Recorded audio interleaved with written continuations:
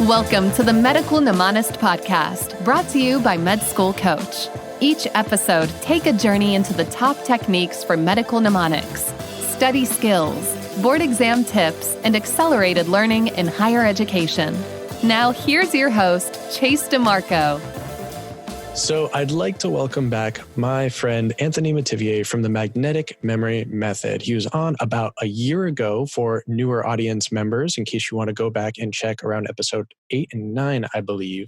And he has a lot of new material to discuss with us and just some good advice to get us over our own obstacles. So Anthony, how are you doing today?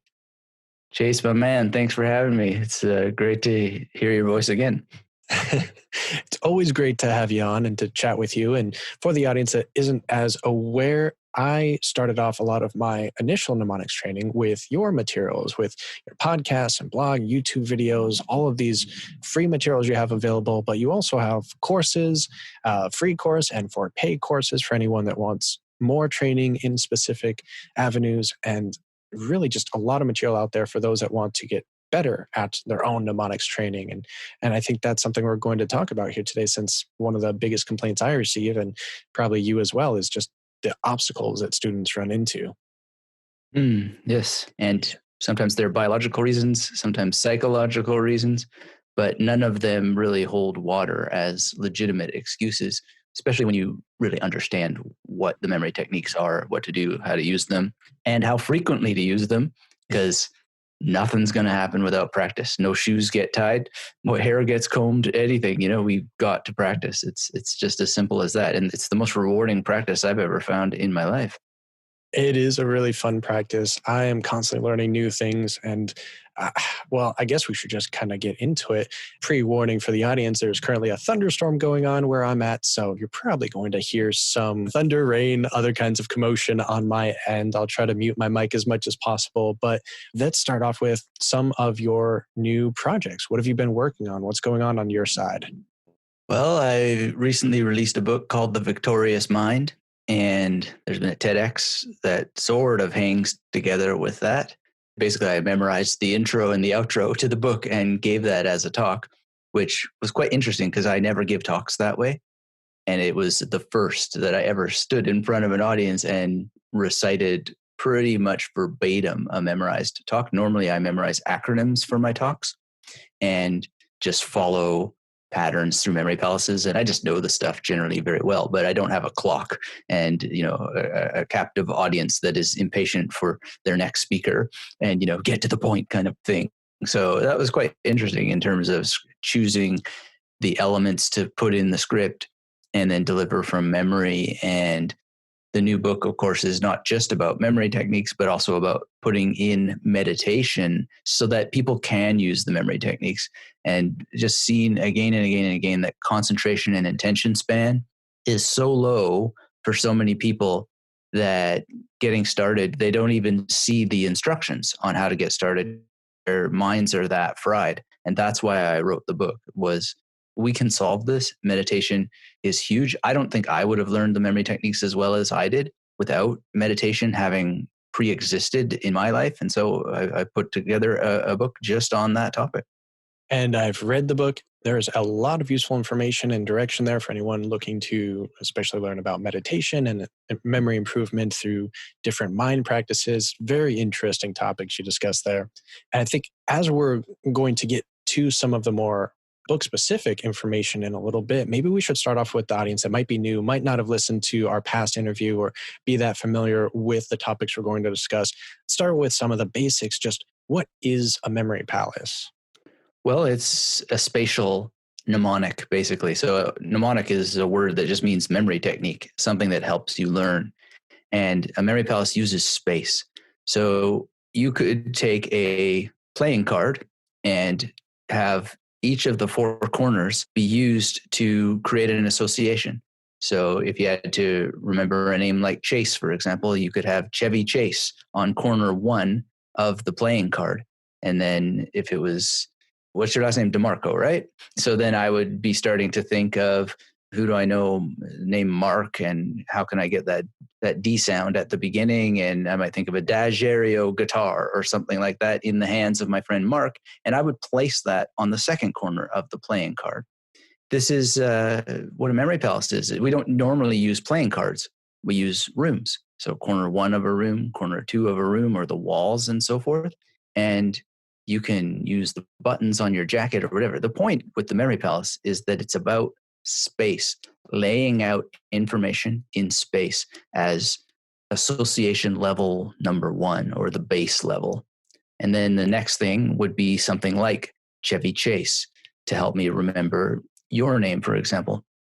And that image is connected to the corner of a room or a book or a playing card. And when I think back to that corner, I can say, what's happening there? And if I don't remember Chevy Chase, or I mistakenly think that your name is now Chevy, I've got to fix that somehow. But nonetheless, that's probably not going to happen because of the magic of this. But there's little things you add to make sure that the imagery that you link with the location helps you get back the target information. And indeed, I've already done them because I chose CH words for Chase and D words and M words. And I'm just digging into the alphabet and basically sewing the alphabet into space. And that is how memory techniques work and how the memory palace works. And everybody has a zettabyte of information storage power in their brain, which means you never run out of space. And there's more to be said on that, of course, but that's the core basics of it all. I think right there is a couple mistakes or misinterpretations that people often make, is that a memory palace has to be a house or a room or something like that. It's any location, really. And it's okay to make mistakes. You're going to make mistakes, and you can go back and tweak them later and see which ones are stronger, which ones need to be altered to suit your needs. So the biggest hindrance and these excuses are really just preventing you from trying, from practicing, from improving your skills. Well, and we all face them. I mean, some people have talked about the brain structures involved in this, and the insular cortex seems to be one of them. We are rigged to have a pain response to anything that looks like hard work. And you specifically have these magnetic memories, the magnetic method. What is it that makes your style magnetic? Well, there's a few things. I always wanted to know, how is it that these ancient people memorized entire books? What are they doing? And why aren't the memory competitors teaching that? Because I first encountered, as many people do, books by memory competitors. And I just thought, this cannot be. And you would look at their 2 pages on memorizing vocabulary, and they don't write with particularly big vocabularies. And they don't seem to be speaking different languages ever. So there's got to be more to this. And so I looked into the history, and I realized that there's a huge gap and a division between the techniques used for techniques used for knowledge that you want to hold on to. Now, they're tied at the hip. They're similar techniques, but how you use them and how you think about them and how you apply them is quite different. And how you prepare for them is different. Because nobody goes around memorizing thousands of digits and needing to recite pi. Nobody wants to listen to you do that, right? But you will want to be able to speak a language or deal with complicated terminology that is used to help with decision trees in medicine. And you're going to need something different than that. So magnetic, first of all, is what is the actual material that, like or the training that you can go through, that like a bridge magnet will allow you to take a complex term, stick it in place, and be able to remember it when you need it, in the same way that you use a fridge magnet to hold your tickets for the date of the concert. And you can just go there, and there they are reliably. And magnetic also has a second function, which is that magnets repel at the same time as they attract. So how can we just use this technique itself to focus on the information that matters? And so here we get 80-20 rule thinking, and we get a very specific use of serial positioning, primacy effect, and recency effect, which govern how we memorize things. And it is a design of using the memory palace as a recall tool, so you no longer need the memory palace, but also designing the memory palace so that you're focusing on the right information that you actually need not the fantasy of what you want. And that's where a lot of people get stuck. And they don't have a magnetic life at all. They have a torturous life in which they can't repel unwanted and unnecessary fantasy thoughts. And they can't just focus on what really matters so they can get ahead, pass exams, etc. Yeah, I definitely see how the skills used by champions and in championships are very different than those of us outside, those of us in school, those of us in work. Just the skill sets are going to be very unique to each circumstance, and sometimes trying to read material from someone else that is specifically trained in like a championship, for instance, is going to be somewhat conflicting because the techniques they use are different. The reasons they need to use them are different. The types of material they're using it on is different. So I do find it very interesting to compare and contrast notes. And so you can take some of those tools, but then kind of tweak them, convert them into different things that'll be more useful for your needs. But I guess your material was my first introduction to kind of expanding on memory championship techniques and using them in everyday life. So that was very interesting when I first came across it a few years ago now. The other thing is we seem to have this misconception about memory, and a lot of people discuss this in different ways, but sort of the most common concern or excuse you hear is that I have a bad memory. And I've heard your discussions on this several times in the past. And would you be able to sum up sort of your best answer for someone that gives you that excuse? Yeah, I have a bad memory too. And it's just it's not an excuse. It's just humans have bad memory. And what we do is we show up and change it, or we don't. I've never shied away from the mistakes that I've made, even as a person in memory techniques. I just take it as a given that I have a bad memory. And so what are we going to do about it? And the way that we do something about it is we learn the techniques to improve it. And then when we make mistakes, we study the mistakes without an emotional attachment. And then we do better by shifting, pivoting how we're doing things. And that's something that, I don't know, I struggle with memory too. That's why I started this whole exploration about almost 2 years ago now. And the benefits from these memory training, I think, are several fold. It's not just about having a better memory on certain things or being able to be better at this topic or on this test, but it really just increases your creativity and the motivation, the enjoyment when going over certain material that otherwise, as much as flashcards can be useful or something along those lines for studying, it's not always the most interesting thing to do. So I think there are multiple reasons that someone even claiming that they have a bad memory or something along those lines should explore these a little bit more and try to use your materials and other memory podcasts and all of these different materials out there to really get better at their memory and have fun studying. Yeah, absolutely. And the whole thing about having fun studying is, since when is fun a requirement of anything? There's a problem there.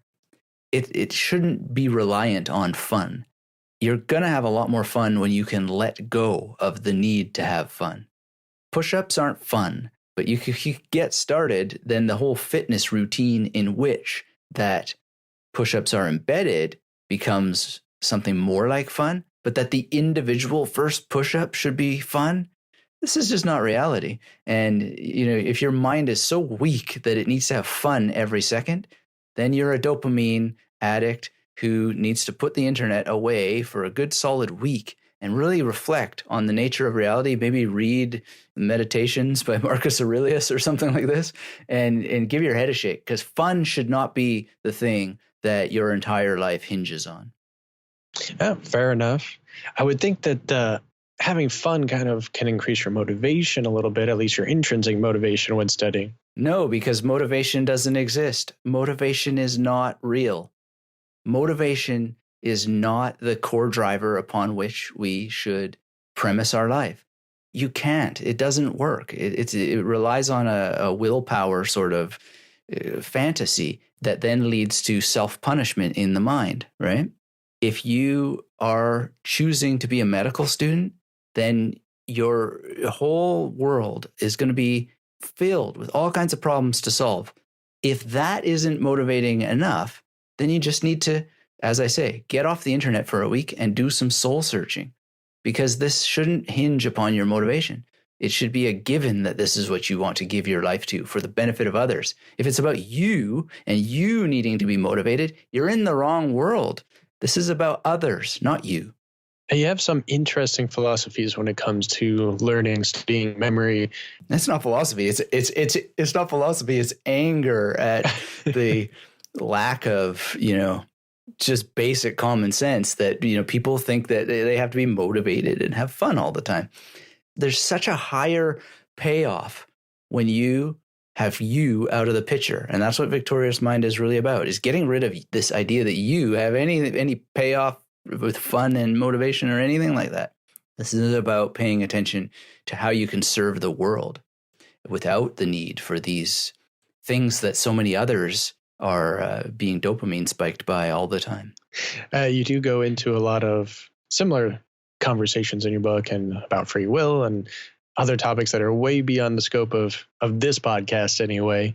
But you also cover some topics that are more like productivity based and different techniques and habits to get into that you can become a more effective learner, journaling for one, or habit stacking.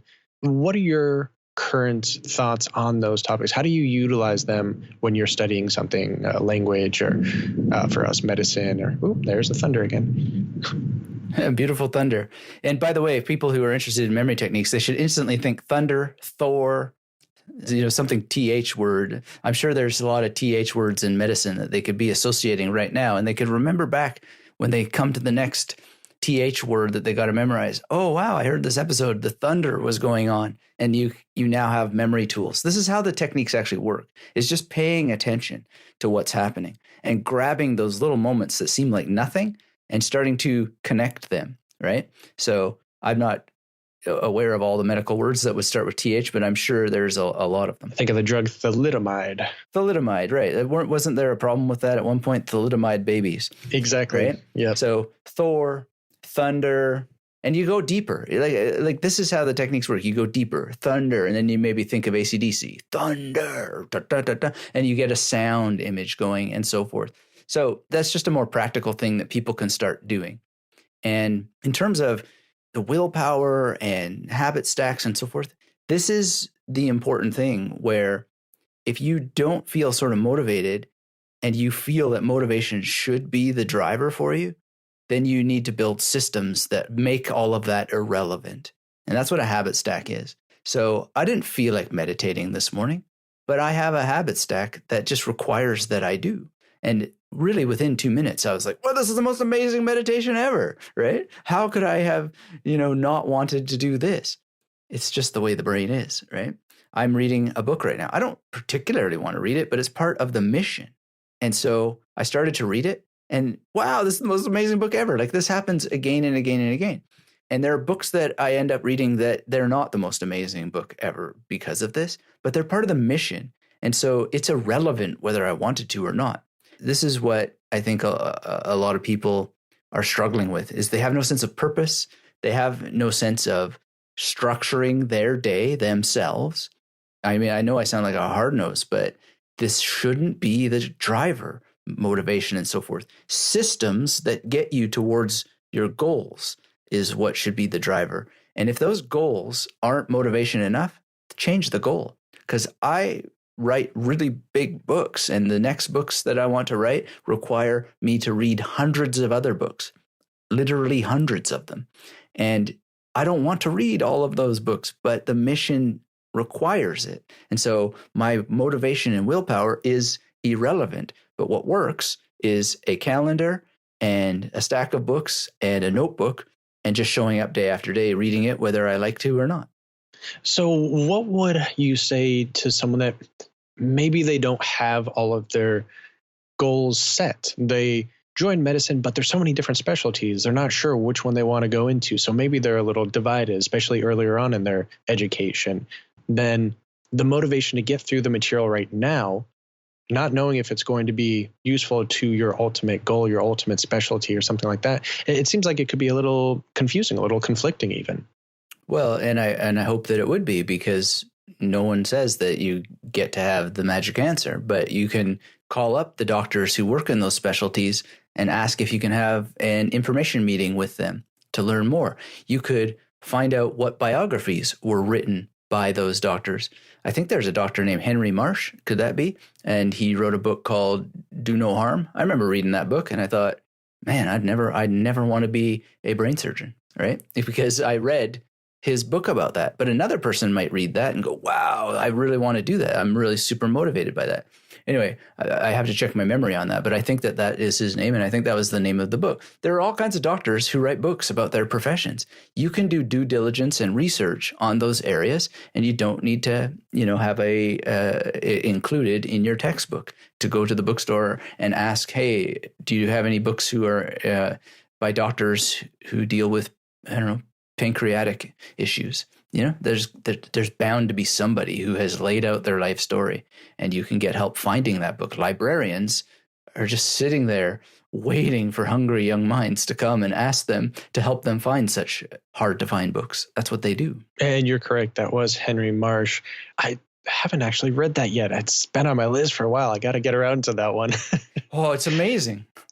It talked me out of becoming a brain surgeon, which I was never going to do. But, it's an incredible book. And he has another one, I believe, and I haven't had a chance to check it out. But it's just a case in point. How many people just take the time to find out what doctors have been through their field and read their biographies? There's almost certainly a biography by everyone in those fields that can give you some hindsight. And if not, in America, they have these giant phone books just for doctors from your insurance company. And you can just go through them and call them up and say, hey, I would just love to have an information meeting about your profession. So, because I'm a young medical doctor, probably 90% of established doctors would be overjoyed to help a younger person out. And there are almost certainly different biographies from every specialty. I got to look into that because I would not be too familiar with those myself, not being a huge biography buff, but definitely a good resource for students looking at certain specialties. But we've gone a little bit into the sort of the productivity type things, habit stacking, not going into too much discussion about that at the moment. But I know that something a lot of students ask about, and something you also cover in your most recent book, is just pre-planning. And that's even with your memory palaces, pre-planning certain images, preparing images and locations. So when you need them, you're not overly loaded. Your cognitive load is decreased. You can just pull from this sort of dictionary, a visual dictionary. Well, yeah, and now I'm realizing why I was so interested in the thunder, because you sent me an email. It had something like polycythemia or something like that in it. I should open that up so we can look at it. It's exactly the kind of visual dictionary that you can build, because when you have these words that you have to deal with, it's not just about the words, it's also about the pattern. So if you have something with a number of categories to it, you have to think about how it's going to lay out in a memory palace. And so your visual dictionary must include where you're going to place the associations. Because when you don't place associations, at least in my experience and in the experience of many, many other people, you don't have a point of reference for where to find those things. You're not able to ask the question, what was happening there? Such as, where is Chevy Chase on the corner of that card? If you don't have the card, you don't have the question, right? If you're meeting a person, then that person can be instantly the anchor point by just placing those images on their shoulders or whatever. But when you have something like the image that you sent me, which is got relative, am I saying that right? Polycythemia? Polycythemia. And yeah, this chart, just so people know, it's really into the woods, and you don't get a whole lot of questions on this, but it's comparing relative polycythemia versus two types of absolute polycythemia. It's something a lot of physiology textbooks will have a lot of comparable diseases and then a bunch of arrows going up, down, or side showing no change. So I was just using this as an example of if you're approaching some topic like this and you need to know all of these minute differences between a lot of very similar diseases or processes, how would you attack this? And that's where we're at now. Right. Well, I mean, this is a kind of a thing that is difficult to teach in auditory ways and even to think about how to teach it. But let's just try it, because probably the people listening to this will have had some experience with the memory palace. What you're going to want to do is, if you look at any chart that has columns, you're going to need to have a wall in a memory palace, and you're going to want to reproduce those columns on the wall. So what I'm looking at has 1, 2, 3, 4, 5, 6, I guess I would call it 6 columns. No problem, because you just divide the wall into 6.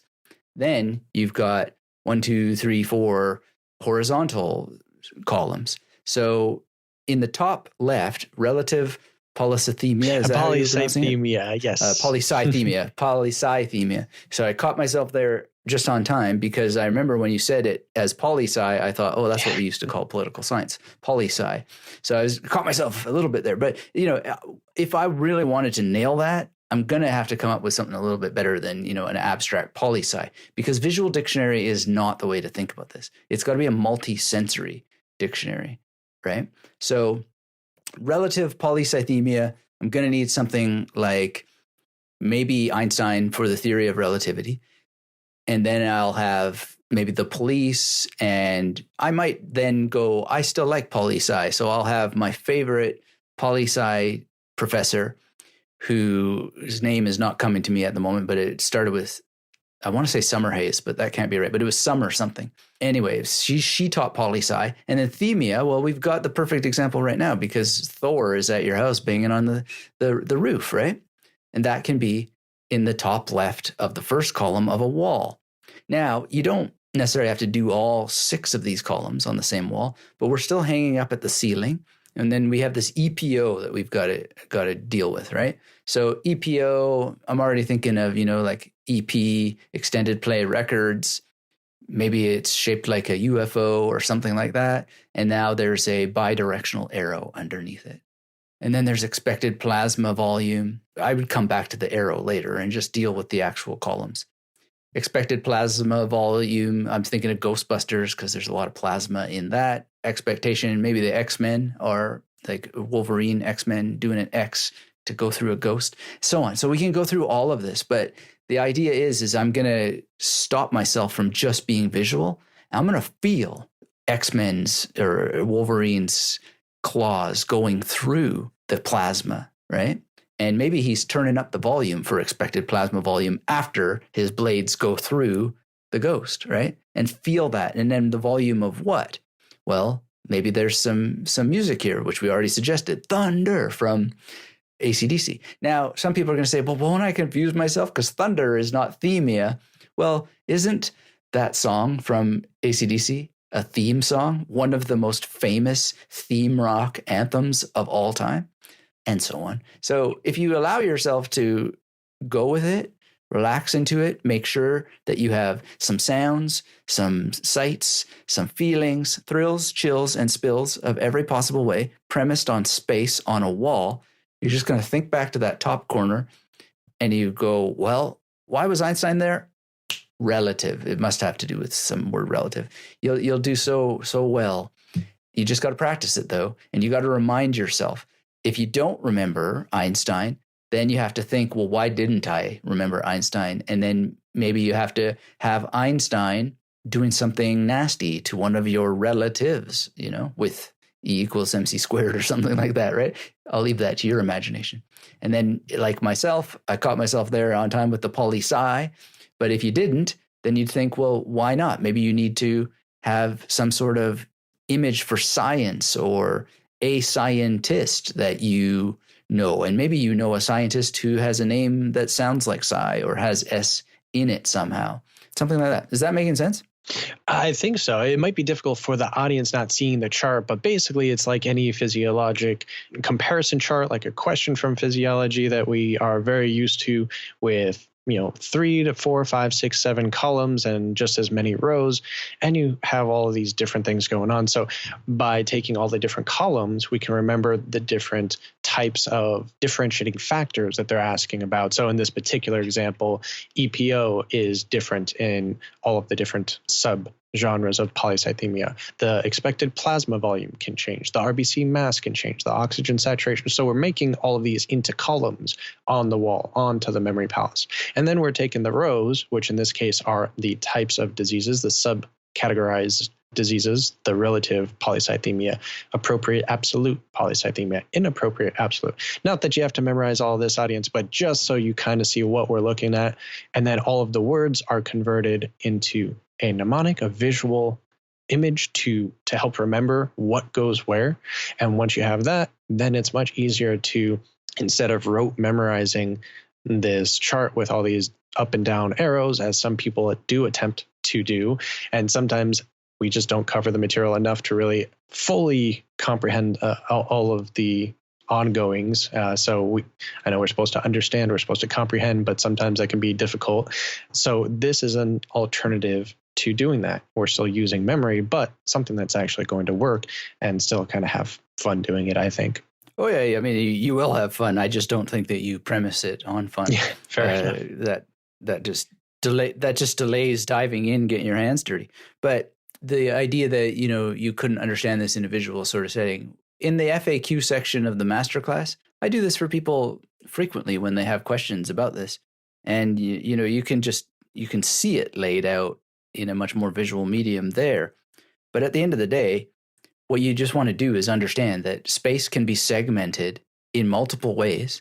And there is nothing that I've ever seen in terms of a chart or a diagram that couldn't be segmented.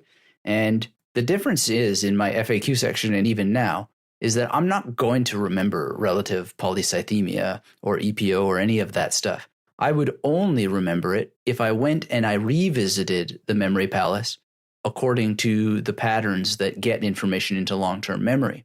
And the amount of repetitions is low relative to your multisensory engagement and your practice. So you'll be surprised by just how much staying power a lot of this stuff will have. I mean, I'm surprised that you told me that Henry Marsh is the author of that book. I just sort of threw that out there as a little memory test upon myself.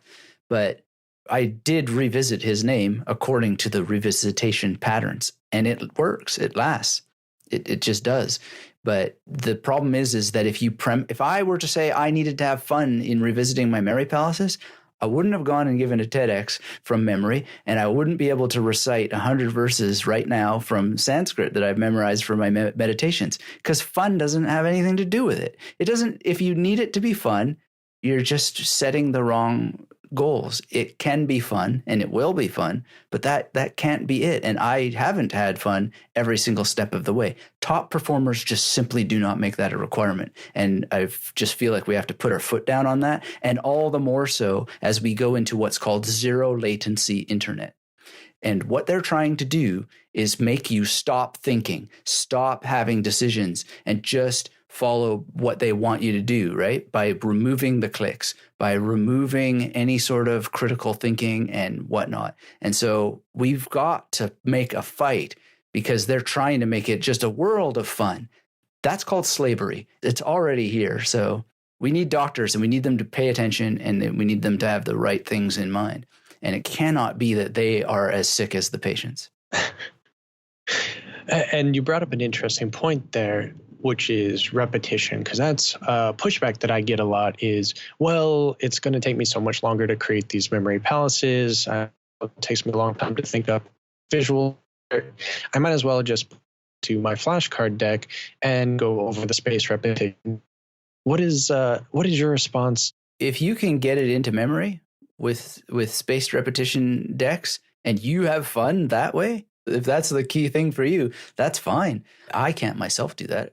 Not only because it's not fun, but because it's just a waste of time. It takes too long to sit there and look at it again and again and again. So maybe I am a fun addict. I don't know. But this blunt force hammering against my eyes to try to get something into memory, that's not going to happen. But if it works for you, I don't really have an argument against it. It's just that it's not working for a lot of people. There are alternatives that will be a lot more effective, and they just need to be explored appropriately. I'm not that interested in the argument about, well, it's faster or easier to do spaced repetition. I don't think it's faster. I don't think that you'll find any research studies that show that it's faster. But what you'll find is that if it's not working for you, there is an alternative. And that alternative is magisterial and near magical for the people who apply themselves to it. Yeah, I'm back and forth on this because I find some things I do very well with flashcards and other things I've gone over multiple times and they just don't stick. So I sort of have a progression where I'll start with flashcards, and if it doesn't stick by like the second or third or fourth repetition, depending on the complexity of it, then I'm definitely going to add a mnemonic to it if I haven't already. It's a pick your own battle kind of thing. I think what we're looking at is, why would any tool be the tool for every single last thing, right? And when you use memory techniques, at least in my experience, even without adding spaced repetition softwares, which I've done some experiments with Chinese, but it just never pays off compared to just starting with mnemonics in the first place. But even then, even in language learning, the mnemonics are not the tool for every single last thing. There's so much that you can just remember almost naturally when you have a core base knowledge. You'll just pick things up. You'll associate them naturally without having to do any kind of pyrotechnics. And this comes from insight. And that may happen in medicine as well. And I'm sure it would, because people go, oh, I've learned this fact about polycythemia. That connects with something else that I know. And you're already hitting the ground running. So it's really, really important and powerful to be able to just see the tools as being appropriate for certain tasks, but not requiring them to be the be all and the end all. Okay, I agree with that. Well, now we've sort of looked over the memory techniques. We've looked over some productivity things. And there's one more topic that you really express as very important for memory in your book, The Victorious Mind, and that is meditation. I know it's something you've spoken about a lot in the past, and I know you can go on for a very long time about it with all the information you have. But if you were to give maybe just a couple minutes synopsis for a medical student audience here, what would be your tips and resources for that? Well, the number one thing is it's not meditation, but meditations. And that is a point that I try to make clear in the book. Now, just for spelling conventions, I just call the subtitle meditation as a singular thing, but it's a multiple thing. So sitting meditation, breathing meditation, walking meditation, stretching meditation, chanting meditation, etc. They all have different effects. Again, it's that sort of not one tool for all things, but multiple tools for multiple things. And so if you're going to get started, just start on the basis that it's a plural, not a singular, and try to stack it so that you're not trying to get everything from one thing, but rather you're getting a range of effects. So in my meditation, I do some memorization of particular texts. I do some chanting, reciting of it for the benefits that brings. I do walking meditation. I do some journaling meditation, and so on. And this has been really, really huge to bring them together, to have a variety of outcomes happen. And like anything, set some goals. So whatever you find in meditation, you may find some people, for example, that talk about having no mind. And if that sounds attractive to you, then, set a goal for it.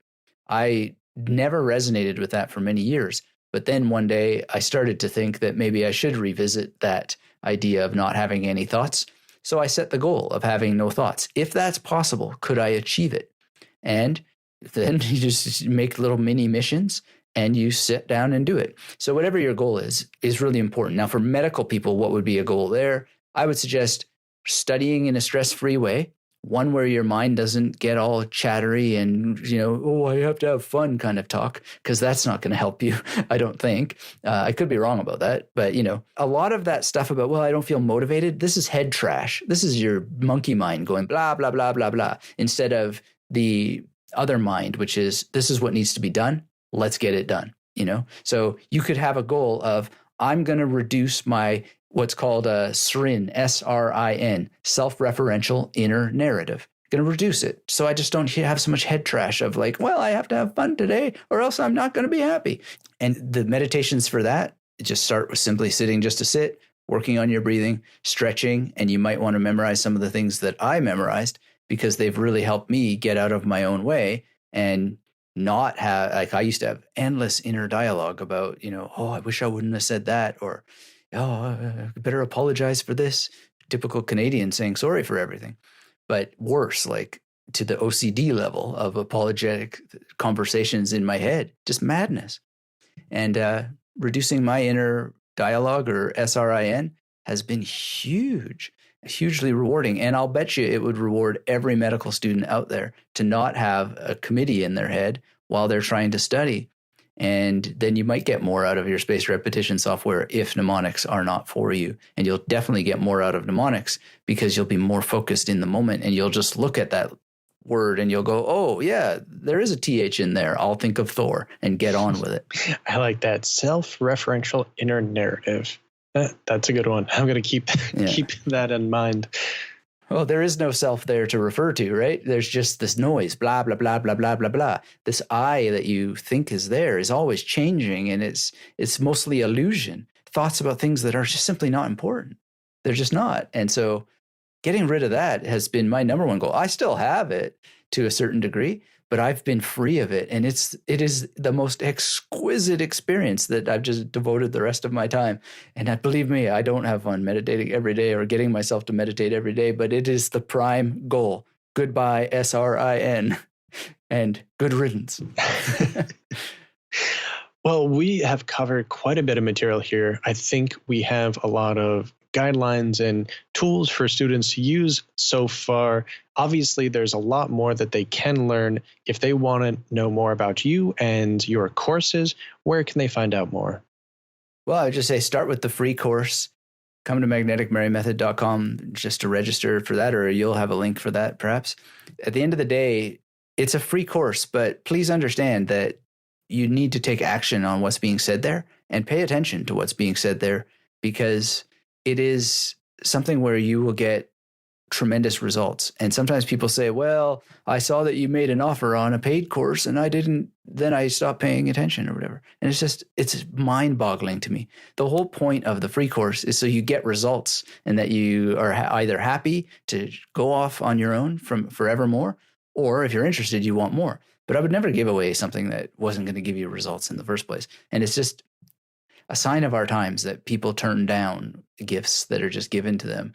And please don't be like that. Please take it seriously. It's a simple exercise that is broken out over 4 videos that will, allow you to hit the ground running with these techniques. And it's just as simple as 1 to 2 minutes to create a memory palace, following certain principles to just save so many people. I have more testimonials than I have time to post, just making it as optimized as possible from the beginning, and from the experience of someone myself who made every possible mistake, or at least many of the possible mistakes. And I just would love for people to not have to hit those mistakes themselves, because it's not necessary. You can hit the ground running. So we'll definitely have a link in the show notes for that as well. And Anthony Metivier, I want to thank you again for coming on the show. Thank you for having me, Chase. Great to speak.